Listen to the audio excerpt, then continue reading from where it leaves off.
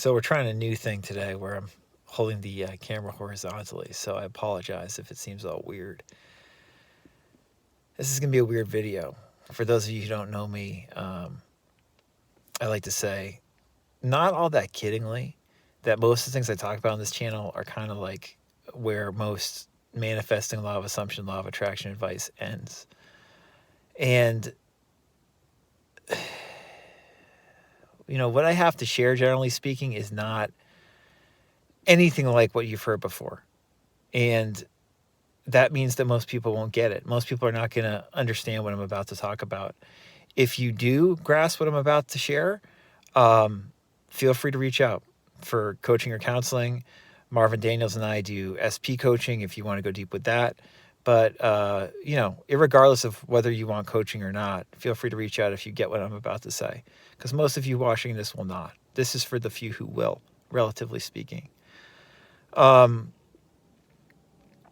last video, and I'll put a link above to it, one of the things I mentioned was that something that really screws us up, and I think messes up people so they can't really even apply this advice into their life, is they don't understand that these great LOA teachers, as much great information as they share, probably only about 5-10% of it is going to be relevant to your life, if that.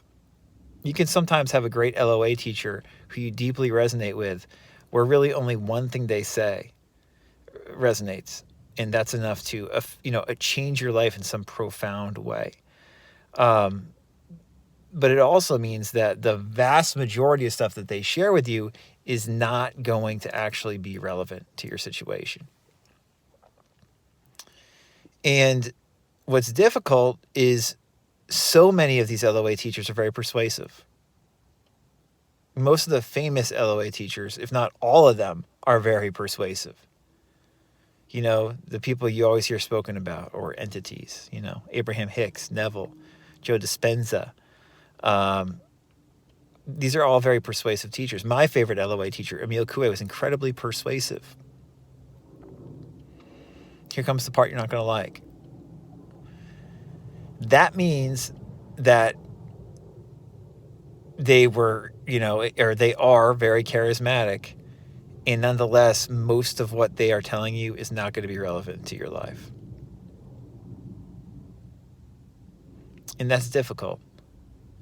Because in a lot of spiritual traditions or, spiritual teachings, you deeply resonate with like a lot of what a teacher says. And with these LOA teachings, I'm telling you, when you get down to it, that's not going to be the case. Not going to be the case for a lot of you, which is just hard to grasp. And to admit that you might like a teacher a lot, and at the same time, they say so much bullshit. And understand what I'm telling you right now is primarily bullshit, too. That's how these ideas work, how they're translated. It's very odd. And I don't expect most people to understand it. But that's what we're working with. That's how LOA, in my opinion, almost always works. We can disagree or not find most of it applicable.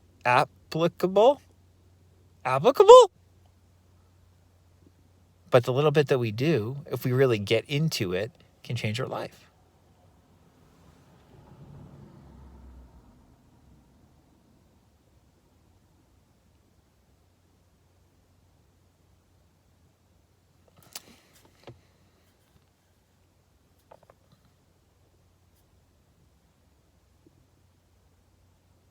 I'm not pausing for dramatic effect. I'm pausing because that's the teaching.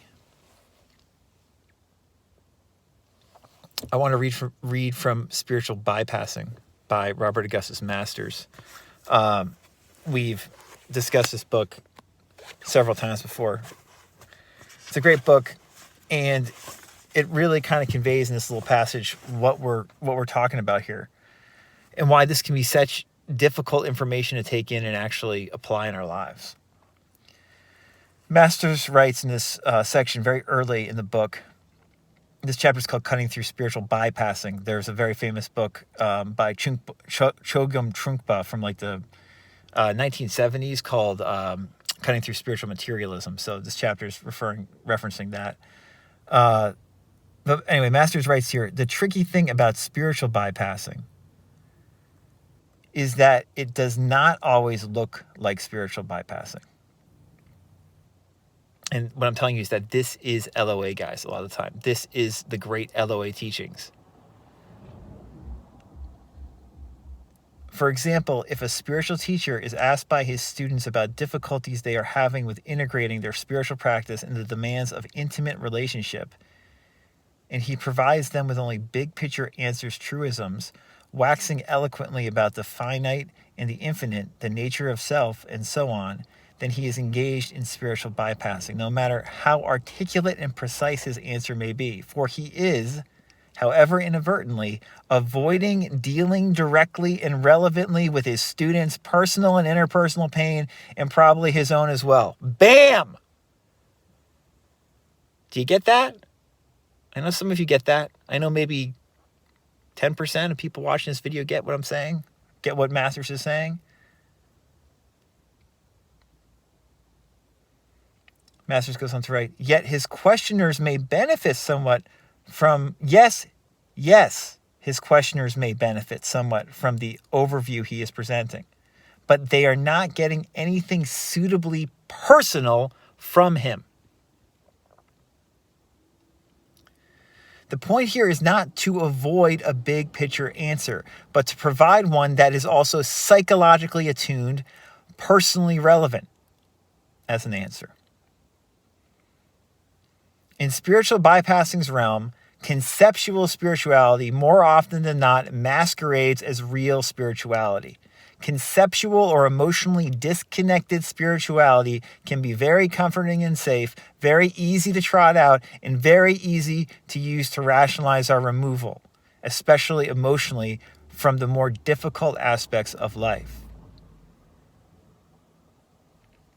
Cutting through spiritual bypassing means turning toward the painful, disfigured, ostracized, unwanted, or otherwise disowned aspects of ourselves and cultivating as much intimacy as possible with them. To do this, we inevitably will have to deal with our numbness, approaching it with as much care as we can, ceasing to numb ourselves to our numbness. If doing so seems to break our heart, we are on the right path, even if we are on our hands and knees.